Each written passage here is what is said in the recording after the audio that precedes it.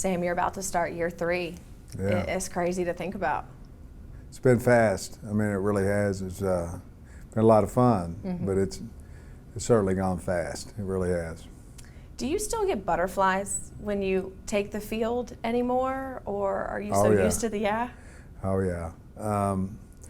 Coming in on the bus, at a home game, incredible, and people's waving. They're waving at me. I'm like, what are they doing, but yeah, from the hog walk, a lot of butterflies in there, appreciative butterflies, and then certainly going through the A is a great experience, and then after that you try to make the right decisions on a game day. But yes, certainly do all the time. What's more exhilarating for you, running through that A or seeing a packed Razorback stadium? Can I say both? Yeah. The stadium, to be honest with you, very appreciative of our fans. I know that they feel like they're a big part of our team, and they are, and I believe they can make a big difference on a Saturday afternoon, evening, whatever, and I think they do too as well. And so very, very appreciative, the hard-earned money. It's the tickets aren't any cheaper, and travel, gas is high, all that stuff. So very, very appreciative of them spending their hard-earned money to come and support the team. Yeah, see you guys and what you're doing and the product you're putting on the football field. Yeah. A lot of what is going on right now, why people want to come to Arkansas, why the school is getting the attention it has a lot to do with the football program and baseball and basketball and everything like that. But in just 3 short years, what you've been able to do, is it look back? Have you had any reflective moments yet about looking back and just seeing what you've built so far? No, not really. We pretty much expected to, come in here and have a good football team. We are Arkansas, we should. So I have reflected on our coaching staff, how fortunate I am to have the guys I have on our staff. They're responsible for bringing in the kids that we have. We have great kids, hardworking guys, exactly the guys on our team that we need, that kind of character. But been very, very fortunate to be around the type of men that I'm around every day. That's a big, big deal. I heard you make a comment in an interview recently about you want these guys to run through a brick wall with you, not us. for you. Yeah. And that's kind of the message you have with this team. Yeah, it doesn't work the other way. That's a guy with a big ego. Nobody follows a man with a big ego. They run away from people like that.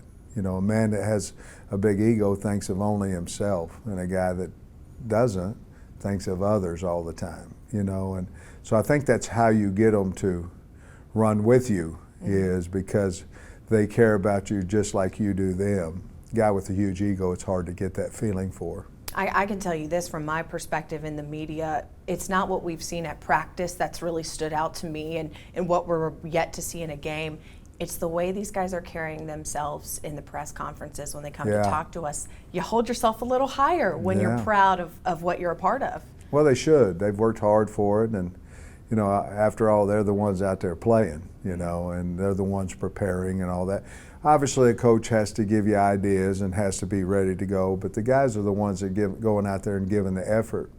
We're playing at a level that you can't play at unless you have a great respect in the building for each other. You can't get that type of level of an intensity out of fear.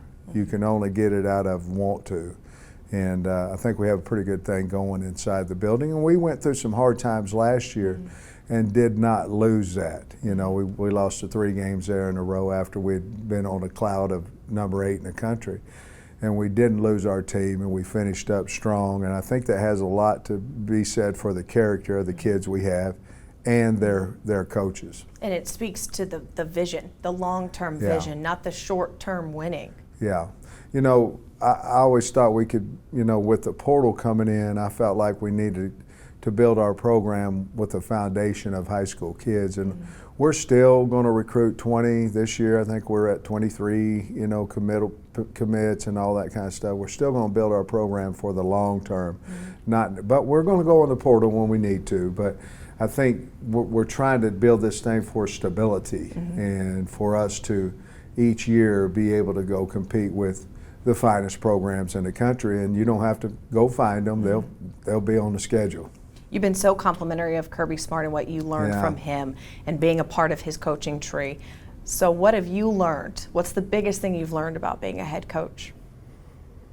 You have to be a good problem solver. There's a lot of problems, and you have to do each one of them are different, and you have to solve them differently, if that makes sense. You might have a similar problem, and somebody thinks they're not a coach not paid enough, or a young man started on the depth chart, he thinks he's a starter, all that. But each kid is different. Each coach is different. So you can handle them a little bit with similarity, but they're all different. And so I have learned that. And no matter whether we lose a position coach, a secretary, it still it affects the program. And when you hire in, you obviously want to try to move the program forward as well. But each one of those is a hiring process. And whomever that person is affected the program, either positive or sometimes not so positive, and we have to make that change. Those are hard things, that's hard for me to do, but I've had to do it. And I think that's the biggest thing. There's so many people involved, and you want to make sure that each and every job has the right person in it. I think you're successful of that, because a word people use a lot is authenticity. Yeah. And at the end of the day, you're just Coach Sam Pittman, and you're not treating anyone any differently. Yeah, I think it goes back to the ego, and it goes back to titles, and I think we all like titles, we all want titles, but the title doesn't make you who you are. It's a title. The titles usually come with more pay and more responsibility. It doesn't come with, oh, well, now you're this much better person than you were. You're still the same person. You just have a different title. And I think that goes back to just being you. I don't know why it's not easy for a lot of people. It is for me. I tell you, part of it might be because I know this is my last job too. And I'm not worried about, well, if I do really good, then the Green Bay Packers will come in or something like that. That's not even interesting to me. So I think part of that may be this is my first head coaching job in football and my last. So I want to be authentic because I just want to be me and do it the way that I feel it should be done. If I fail, I fail. I fail. If we, obviously do well, then we. Do you feel like there's a message you want to get across this season? Is there a message each year that you want Arkansas fans to know, or does that message stay consistent for Arkansas football? Well, I think it stays. I think it stays consistent. I think the goal of the program each year is, and I don't know. I want the people of the state of Arkansas to be proud of the football team. Most of them. A lot of people you're not going to make proud. They're going to be. I'm sure people at Georgia were disappointed because Kirby didn't cover the point spread or whatever. You know what I mean? He won a national championship. There are people just can't be happy. But I want to make the majority of the Arkansas football fans happy with the football program. Now, winning has something, certainly the most to do with that.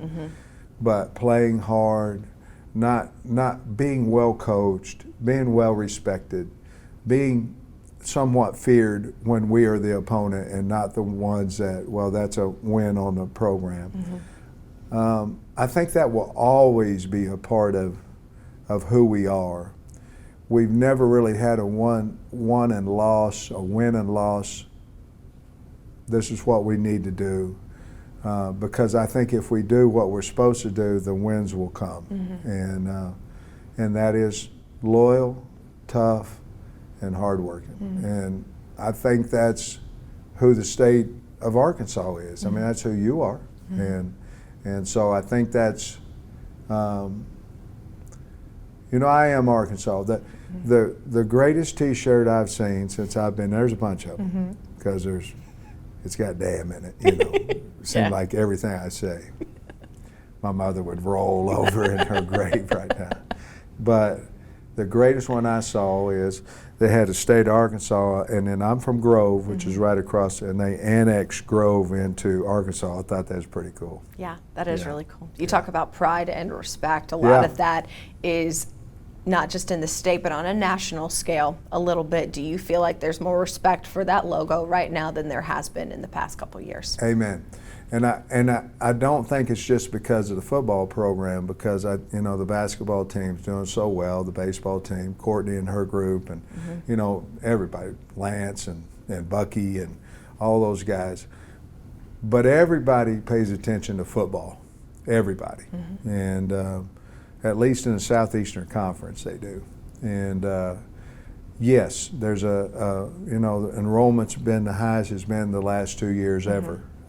Is part of that because the football team's better? Yes. Is part of it because of basketball? Yes. Baseball? Yes. But yeah, we take great pride in that. I remember when I first came here, and it was we were talked about a lot, just not in the same vein as we are now. And is there something that money can't buy? Yes, that. And that's really cool. Or do you get a sense from just the other SEC coaches talking to them? Do you feel that from them too? I've been friends with most of the guys, Yeah. for a long time.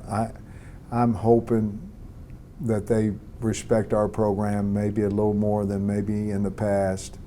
But I've been friends with them. You can still be great friends with coaches, and, it's our life. It's not a job for us. It's who we are, and you want to win. And then after the game, that's the one thing about we've lost games, we've won games, but the coaches in our league, they're really good people, and I enjoy talking to them before the game. I still get a thrill of walking out there and talk to Nick Saban. I mean, freaking Nick Saban, and get a chance to go talk to him. And I sat next to him in the head coaches meetings and things of that nature, and I've asked him questions. The man's greatest football coach ever, and so I get a chance to, and he'll talk to me about those things. But I think